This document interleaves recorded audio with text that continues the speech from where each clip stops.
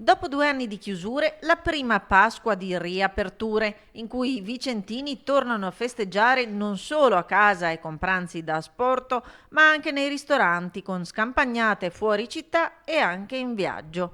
Di circa 30 milioni la spesa stimata da Confesercenti Veneto Centrale tra pranzi a casa o al ristorante, cifra molto vicina a quella del 2019, sulla quale tuttavia gravano i rincari dovuti al pesante aumento dei costi delle materie prime. Anche il numero dei vicentini in viaggio si allinea con il dato del 2019, con il 57% che ha scelto di visitare una città d'arte, il 36% che opta per una gita al mare o in montagna e il 7% all'estero.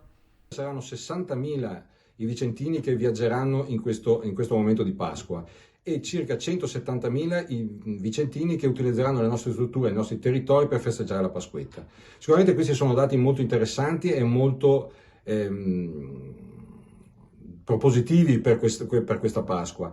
30 milioni è la previsione di spesa per quanto riguarda il periodo di Pasqua e Pasquetta. Ci saranno dei leggeri aumenti per quanto riguarda i ristoranti, mentre il prezzo della cioccolata è stabile e circa un 10% per l'aumento del prezzo delle colombe. L'aumento maggiore si registra per i prodotti artigianali che prevedono l'uso di beni di fascia più alta. Lei cosa cucinerà? Non lo so, ma devo ancora decidere il menù. E dolci tipici?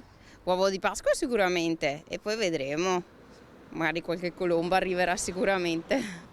Per Pasqua, uovo di Pasqua o colomba? Focaccia, Fatta in casa. no, comprata da un fornaio semplice però. E lei cosa cucinerà?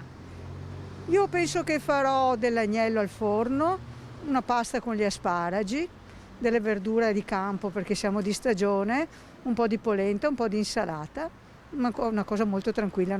E dopo il pranzo di Pasqua sarà la Pasquetta delle Scampagnate a catapultare 170.000 vicentini tra Asiago e i comuni dell'Altipiano, una cifra che supera di circa 10.000 unità quella stimata l'ultimo anno pre-Covid.